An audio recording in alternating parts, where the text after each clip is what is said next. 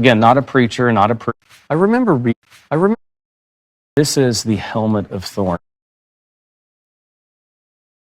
This is the helmet of thorns. Yes. So I had heard, I remember reading or hearing at some point that actually it's like 3D, or not just 3D, but it's, it goes around the whole head. The whole head. And is really like a helmet. Like a cap, a helmet. And so what do we see the correspondence with? These are 3-inch Bethlehem thorns.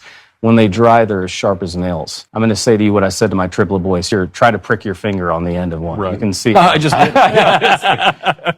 This crown of thorns, the Gospel of Mark, which is the earliest gospel, it says, and the Romans fashioned a crown of thorns and placed it on his head to humiliate him. This is the King of the Jews. They placed this on his head, and what do we see on the shroud? 50 puncture wounds in the scalp. It would have caused profuse bleeding. And so when he goes, Ecce homo, behold the man. You can imagine, crown of thorns, blood-stained. The scene would have been incomprehensible. It also just occurs to me looking at this, for people who will find it unfamiliar, that's not what the crown of thorns looks like.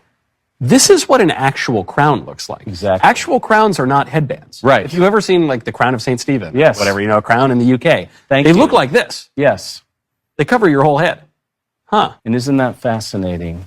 This is what leaves it beyond all doubt to me. Speaking from a historical scholar's perspective, it could not be anyone other than Jesus of Nazareth. My friend Bruno Barberis, who I will be with in just a few weeks in Turin, Italy, has assigned a probability to, is this anyone other than Jesus? And he's published his findings. Again, not a preacher, not a priest. He's a mathematician at University of Turin. The probability, the man of the shroud, according to mathematician Bruno Barberis, is anyone other than Jesus is 1 in 200 billion.